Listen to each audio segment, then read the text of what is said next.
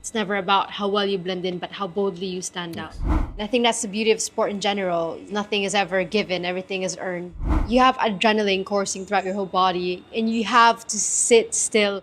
And the difficult question is your fastest speed. Everyone can go fast in a straight line. You can be the fastest racer out there, but if I ask you, do you know how to drive a manual car?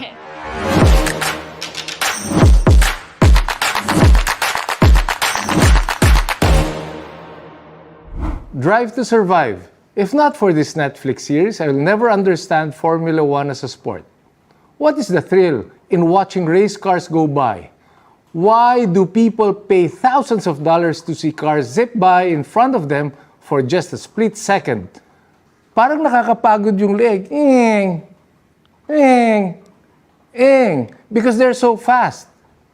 But all of this changed when I watched the series, because I realized that the excitement of Formula One is not just because of racing cars, it's because behind the steering wheel are stories of athletes, teams, leaders, big ambitions, exciting technologies, and sometimes the story of a girl such as Bianca.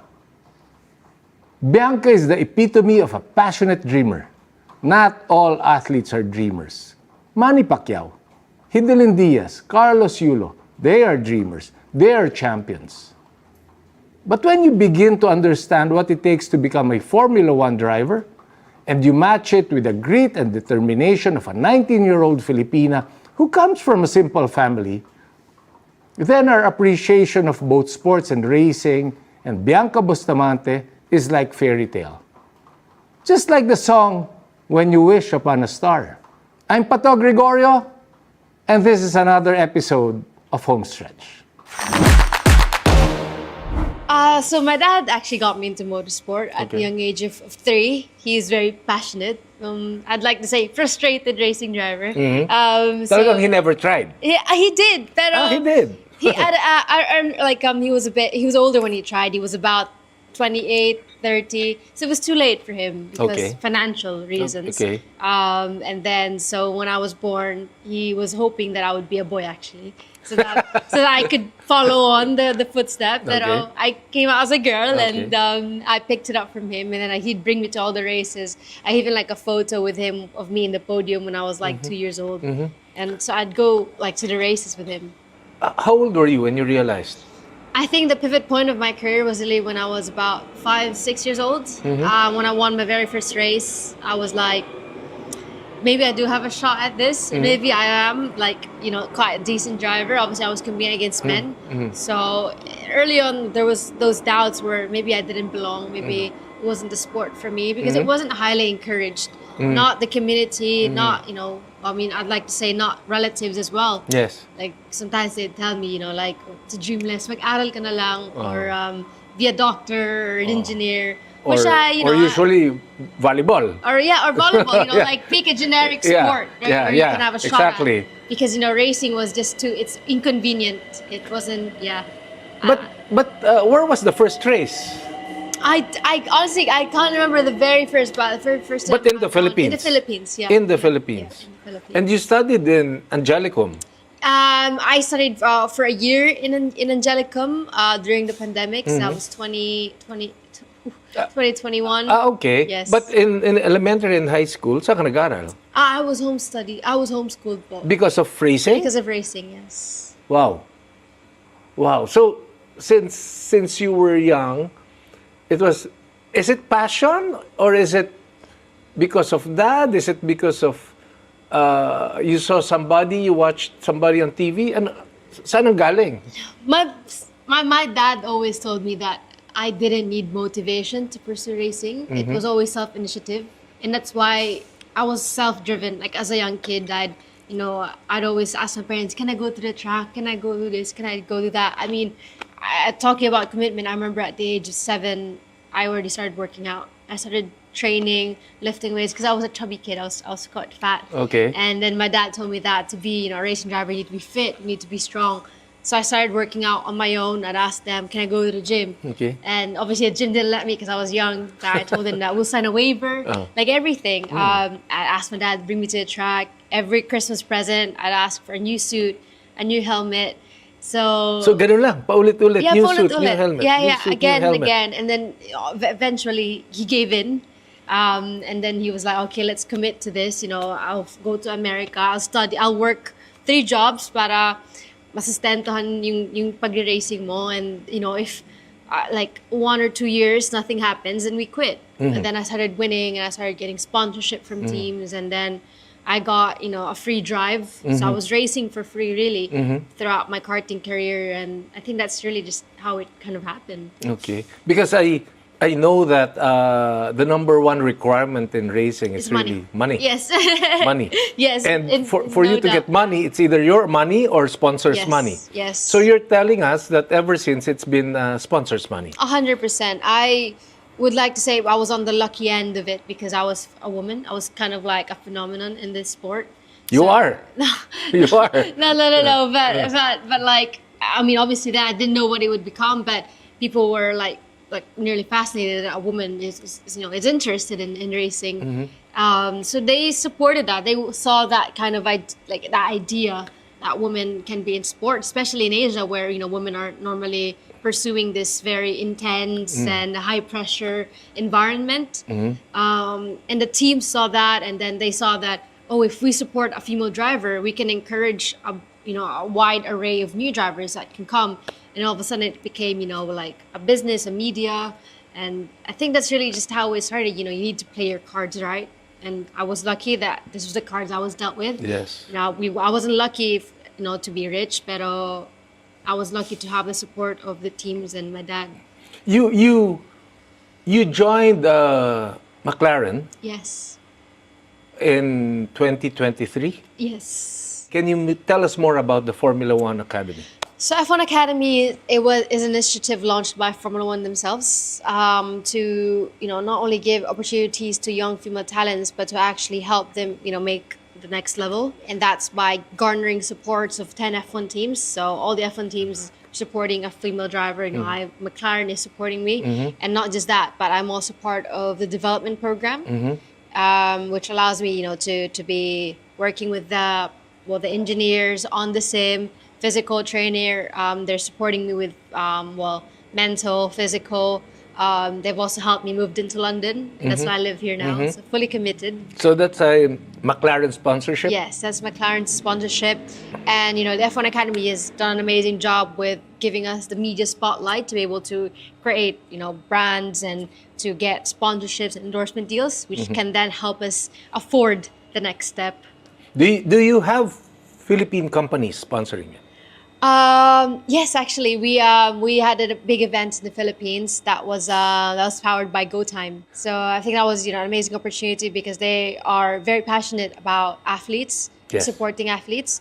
To them, it's a personal endeavor, and we saw that, and that's why we saw that it was a very fitting opportunity for us. Was this recently? Yes, they just launched GoTime recently. Yes. We had the event in the Philippines. We had a 3-day event in SM Mall of Asia. It was Race to Inspire. We had people lining up. We had simulators there. We had a Formula 3 car in there. We had go-karts there. It was kind of like my coming home because it was during the F1 break, so no racing. I came home and I did a panel talk with Angie King. We had the wushu athlete, I forgot her name. Wong. Yeah, her. And then we had the Filipinas player. We had Haley Long and the football. the football team, and Ina Palacios. Ina, yes. And we had Marlon Stockinger there. Okay. So we had a panel discussion of just athletes that obviously succeeded in their own path, and just talking and asking them what's the next step in sport for Philippines. Yeah. Because I am very passionate about it, and it was just very insightful, to be honest. So it was nice.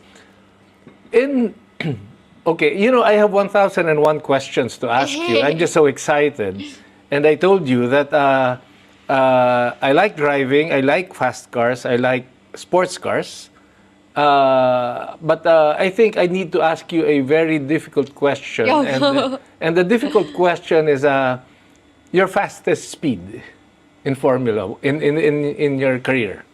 Fastest ever, I'd say I'd reach 260. 260. Yeah, 260. But this is 260 kilometers per hour. But the cool thing about a Formula car is that in a straight line, if you think that you're fast in straight line, the Formula car is even faster in the corners because of the downforce we have. Okay. So we can be a straight line 260, but we can also be cornering in speeds of 200.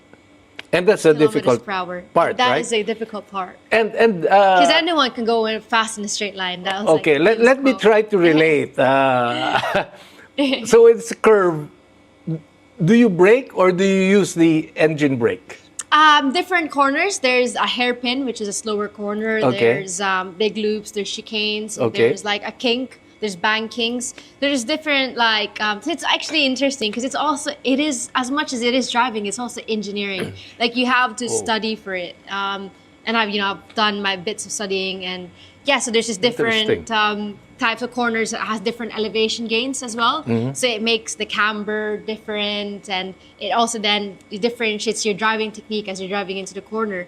So if, for example, a kink is a bend that you don't brake for. It's a flat out corner. A kink is a bend and you don't brake. No, it's flat out. Normally, yes. It's normally flat out. And when do you overtake? When I watch, I usually see the corners, yes. Yes, right? It's difficult to before the overtake braking. when it's straight because everyone can go fast in a straight line. That's right. Yeah. So when there's a bend and another bend, that's when you can overtake. Yeah, you normally have to prepare for it. So then you adapt your driving from being aggressive on entry, but to preparing the exits to be able to pass the next corner. Okay. So it's also then you have to everything's about anticipating. It's like chess. You need to predict your opponent's move as well. Like, is he gonna defend?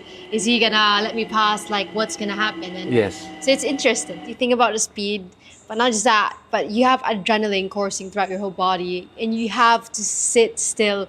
When you get inside the car, you're belted in.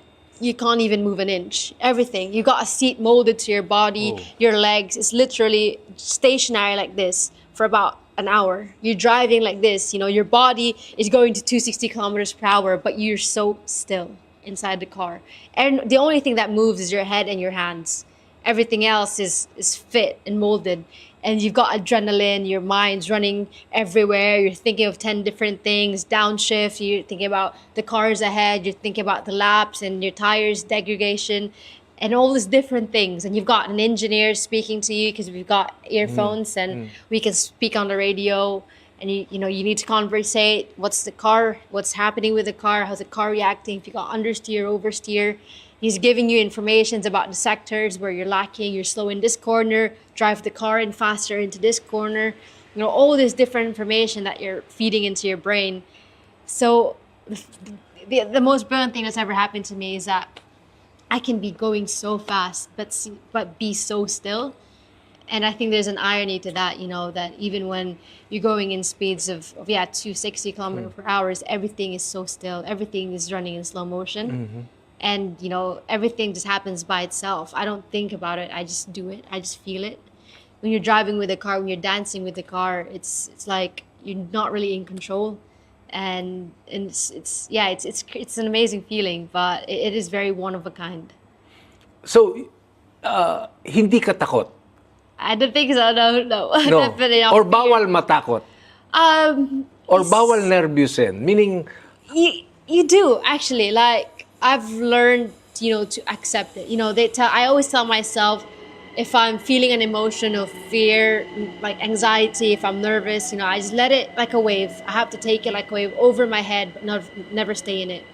And over your head. Yeah, so you have to let it go over you. You can't stay in that emotion, in that state, or else it will consume you, and you'll get, and you're in that continuous vicious cycle of being in the wave. And so you have to get yourself out, and the only way to do that is over your head. And you accept it. I'm nervous, but that's all right. It means I'm doing something important, and that's another mindset that you really have to learn, because if you're nervous heading into a race, you've got no confidence to drive the car. You're scared of crashing, and you're never at your optimum performance. Yeah. So I raced in F4. I've raced in quite various different championships. So I've driven quite a few cars as well. Freca. I've recently driven a McLaren 720 as well. Okay. I've driven a lot of different cars. But it always kind of feels the same. It never feels too different or unfamiliar. I think the only thing that really sets it apart is the team around you, because I've raced with different teams before, like for say an Italian team, a French team, and an English team. They all have very different characteristics and different ways of setting up the car. You know, when you think of a driver, it's the whole package. You need to be able to communicate well. You need to be able to tell them how you're feeling in the car. So communication is so important. You need to be able to sell for the sponsors, endorsements. Yes. And you need to be a good listener. You need to be a team builder. You need to be strong. You need to be mentally strong. And, you know, it's everything. It requires so much of you. And it really has to be your whole life for you to succeed. And you mentioned a while ago that you need to study. Yes. And that is engineering stuff. Most of it is, yeah. That is the speed and the engine. And if you were given the chance to take up that course in college, are you telling me you prefer to be an engineer? Yes, 100%. Like, but during the pandemic, I was retired. I wasn't racing during the pandemic. And you were in I was Manila? just in the Philippines. Yeah, Okay. for 2 years I was in the Philippines. No racing, nothing. And I was highly like in my head I've retired. Like, oh, I'm never gonna get a chance to race again because there's just no opportunities in the Yes. Philippines in motorsport. Yes. And the only way for me to ever get a chance is if I go abroad. And I just thought, oh, this is never going to happen. We don't have the money for it. Yes. So I was like, I'll take up engineering. And I really was. That's why I actually went into UST Angelicum. You know, Yes. we used up all our savings to afford to go to quite, a good school to study, because we were like, oh, you're not racing anymore. And I was taking STEM, and, and now I'm supposed to enter university. But life had plans for me, had Yeah. different plans. When did this break happen? When did you apply? Did McLaren contact you? It's been an amazing 2 years. It really has been, but it's been quite eventful. It all started when I actually met my manager now, Darrell Young. He is my silver lining. He's a racing driver. He owns a race team as well, so he's highly experienced in the sport. He's raced for himself, and he contacted me. He was like, one day, it was like, oh, Bianca, I've been following your career for a long time, and you're winning Asian championships. You were like one of the best drivers in Asia, and how come all of a sudden You stopped. just stop? Nothing, no news, no, you're not racing. And I was like, Fantastic. just run out of luck. I reached the end of the line, and I think that. But I'm you about were to retire. 17 years old then. Yes, I was. But that's the crazy thing about motorsport, is that you can peak, and then all of a sudden next year you cannot be, like, you can stop racing because of that unknown, that fears. Is like everything can all stop because of how expensive it is. And Yes. you rarely use your own money unless you're a billionaire. Yes. So you always have to rely on other people's money, on sponsorship money, and if it just doesn't come, it doesn't come, and you don't race. So Darrell was like, let's get on a call. I want to help you. I want to point your career in the right direction. I have contacts of maybe sponsors we can arrange, and I want to give you that shot, a fighting chance one last time, and see where you go, really. And he did, and he pulled connections, and he got me into initiatives like the Girls on Track Rising Star with Ferrari Academy, or the W Series, and now the F1 Academy. So all these times we've always just been trying to, extend that rope a little bit longer. So hopefully I can make it to the next year. Yes. And then that next year led into F1 Academy, and I met my main sponsor now, actually, which is Lawrence Escalante. He's a tech billionaire who lives in Australia, but he's actually Filipino. He created his own company, and he's been doing an amazing job supporting young talents. And the family actually reached out to me in Singapore 2 years ago. They were like, they saw me race in the B Series, and they were like, Bia, we're so inspired by what you do, and we feel the urge to support you, and we want to see you in Formula One. And then I was like, thank you so much. In my head, not really knowing what it meant, Yes. they were like, Yeah. here's all the budget, train in Europe, train wherever you need to Fantastic. go, test, race, do Italian F4, you can race whatever, you test, eat well. They provided even, for me to train in France, so I could, be with top, like, personal trainers.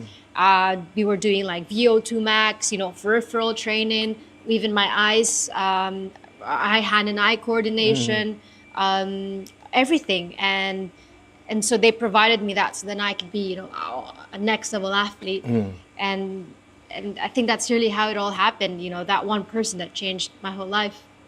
Because they were in Singapore, I guess, watching they Formula were One? watching Formula One, and then they saw, oh, may Filipino May pala. Filipino. Yeah, and they didn't know. Oo. They didn't know that there was a Filipino to begin with. Oo. Because Lawrence Escalante now is actually one of the biggest sponsors of Ferrari, which is VGW. And that's kind of what happened. Wow, fantastic. And it's a great story, meaning a Filipino helping a Filipina. Yes. And you're just 19. Malayo pang mararating mo, Bianca. Malayong-malayo pa, di ba? And the race car drivers, what is the peak? Like the Lando Norris and the Hamiltons of this world. How old are they? Well, Lando is like 27. See? Lewis is about 30, late 30s. Yes. So yeah. Yeah. If I ask you in the next 5 years or 8 years, can you plot your career? Can you tell me saan mo gusto dalhin ito? I think that's the irony of racing, is that, you can be going in speeds of 200 and to 0 immediately. So I think that's also the fear factor that, maybe next year I might not be racing, maybe I might be pursuing something else. And that's also the beauty of the sport. But obviously, I want to make it to Formula One, and as long as I can, I want to, keep pursuing this path to Formula One. And I want to move up next year to F3, F2, and hopefully make it. But, it's never linear. It's always sometimes one step forward, 2 steps back. And I think that's the beauty of sport in general.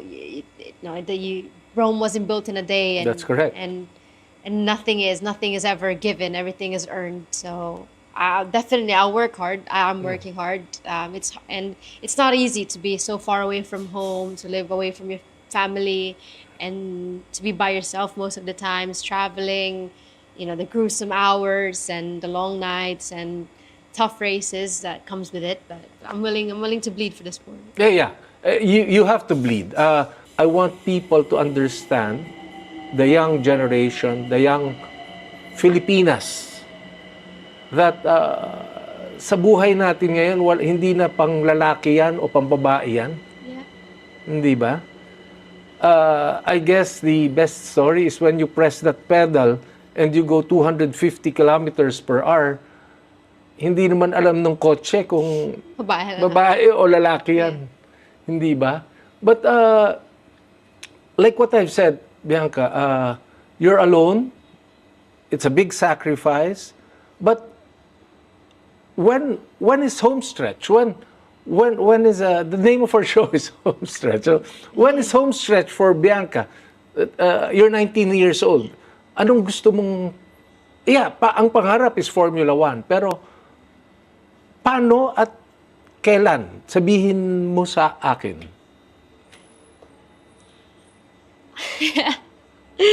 I don't think I'd have the answers for that ever. I don't think I ever will, to be honest. I always say we all have different journeys. Some make it there sooner, some don't, and some never does. And I think that's the beauty of it, because you never know. You never know where you'll be in the next few weeks, few months, few years. But I know that I'll be happy. Last year I had the biggest mistake of, last year my biggest weakness was my head.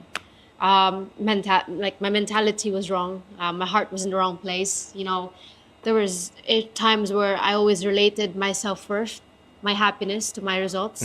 So whenever I wasn't winning or when I wasn't doing well, I didn't have inner peace. I couldn't be happy. I hated myself whenever I was losing. And so that, made me self-destruct at times. I was young, I was 18, and I was living on my own. I didn't have guidance. Yes. I didn't have my parents telling me what's right or wrong. I didn't have people. I was on my own. And then I found McLaren. I found home. And the biggest lesson they've taught me is, success is never valued in your wins, but actually in the accomplishments you do. That's never based on results. And that can be finding yourself, finding happiness. And, in this journey, you have that amazing opportunity to pursue your dreams, but at the same time, find who you are. And I think this is what I'm trying to do, really. I'm living on my own. I'm working hard for my sport. And I know that wherever I go and wherever I end up, I'll be happy because I've done my best. And I think that's all I can ever do is your best. And yeah, I want to make it to Formula One. And I want to do that for myself, for my country, for my family, for my dad, who's worked the hardest. So it could be a reality for me. We'll follow you in Singapore, Qatar, or Abu Dhabi. Because I agree with you, Filipinos will be there to watch you. Filipinos will be there to cheer and to wave that flag and to tell the world, Bianca's Filipina, right? And we're proud of her.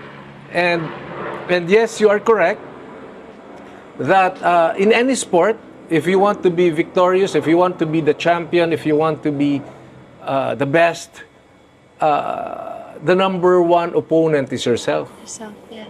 It's never just about the athlete. You know, when you're supporting me, you're supporting McLaren, you're supporting a whole team of people that is making it, you know, possible for me to win and go up there and compete.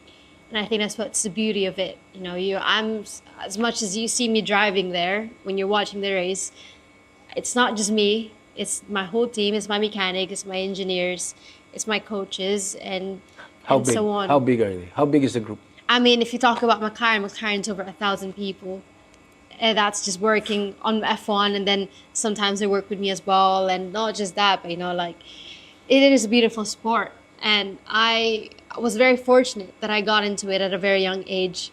And I'm very fortunate for that because it's taught me so much life lessons that I'd never would have gotten anywhere else. You know, it's taught me to value hard work, to be disciplined. You know, at a very young age, my dad told me straight to my face, wala tayong pera. Para pag-aksyahan lang, para mag-karting or laro lang, or for fun, hobby lang. So you need to go there, you need to be, you know, dedicated. You need to spend every hour, every time to, you know, to work for sport, to work hard, and to value everything, every opportunity, you know. And because of that, I am the person that I am now. And, you know, I left home when I was 16, and here I am today. And, you know, anything is possible. And I hope that I get to be, you know, a reason why people believe that anything is possible. Because I just came from Philippines, and I'm here now. We're here in London, and I'm wearing the papaya colors. I'm raising my flag, and it's an opportunity. But if I had followed the mold that everyone else was telling me to follow, and I didn't create my own path, I wouldn't be here today. So I think that's, you know, a good lesson for everyone to believe that it's never about how well you blend in, but how boldly you stand out. Yes. And don't think about what everyone else is thinking. You know, think about yourself, think about your passion, and continue fighting. Before we end, I have 3 simple questions. I find them funny. Number 1, 260 kilometers per hour. It's like slow motion. What if you get thirsty? That's why hydration is key. Yeah. So there's no water there? We don't have water. Like you press a button? No, unfortunately, that is Formula One, but in F4 or F1 Academy, we don't have that. So hydration is key. So, you know, having a physio on track to keep you hydrated, it's important. It's everything.